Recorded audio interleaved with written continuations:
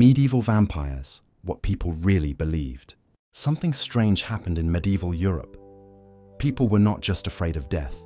They were afraid that death was not the end.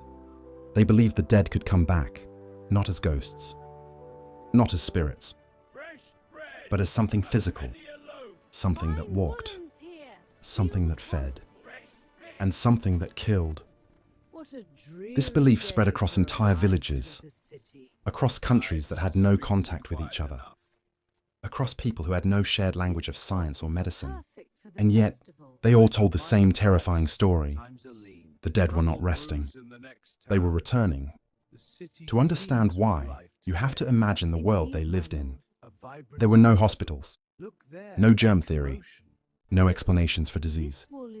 And then came one of the most devastating events in human history: Black Death.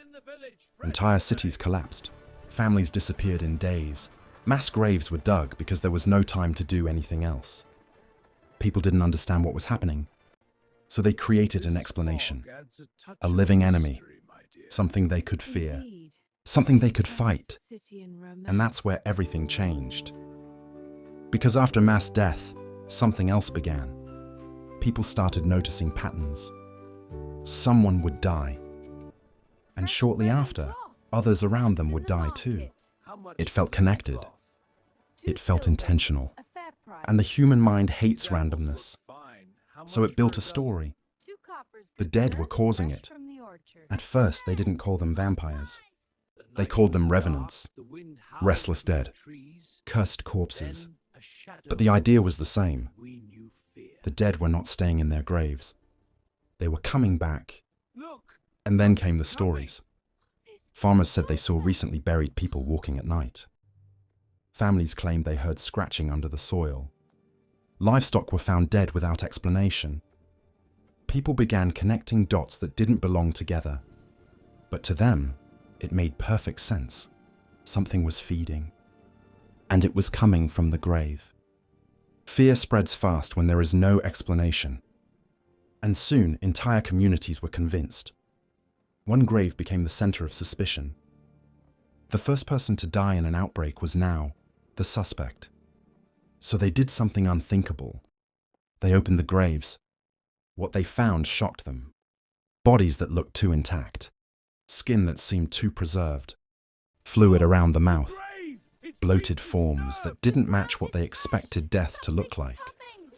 To modern science, this is decomposition. To them, it looked like evidence. Evidence that the dead were active. And so they acted. They tried to stop it.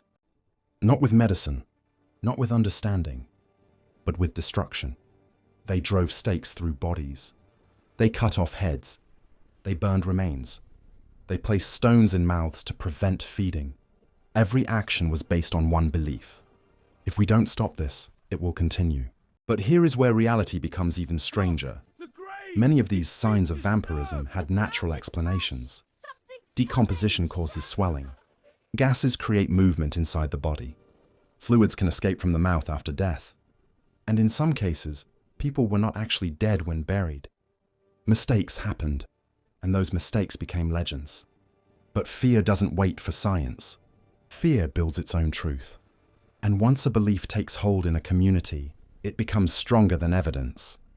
In some places, people even believed they could hear the dead. Sounds coming from graves, scratching, movement, begging.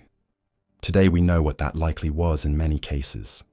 But they didn't, and uncertainty always fills itself with horror. As time passed, these stories evolved. The idea of the revenant slowly transformed into something more recognizable. The vampire, a creature that returned from the dead, a creature that fed on life, a creature that explained the unexplained. But what makes this story disturbing is not the monster. It's the humans. Because they were not imagining this for entertainment. They were reacting to something they truly believed was real. And their actions were extreme. Graves were opened regularly. Bodies were mutilated after death. Entire burial rituals were designed to prevent return. And yet, across different regions of Europe, the same patterns appeared again and again. Different villages, different cultures, same fear, same rituals, same conclusion. Something in the grave was not staying dead. Modern science explains most of it. Disease, decomposition, misinterpretation, mass hysteria. And yet, there is still something unsettling. Because even when we explain it, we don't fully erase it. The fear remains understandable. And that leads to the final question. If thousands of people across different places believe the same thing, without communication, without modern influence, what does that say about human fear? Was it all misunderstanding? Or was it the only explanation they could survive with? Today, vampires are fiction, movies, books, entertainment. But in medieval Europe, they were not fiction. They were a problem, a belief, a threat, something people acted on. And maybe that is the real story. Not that vampires existed, but that fear can make people see patterns where there are none, and act on them as if they are real. Because when you don't understand the world, anything can become a monster. And sometimes, the scariest part of history is not what people believed, but how strongly they believed it.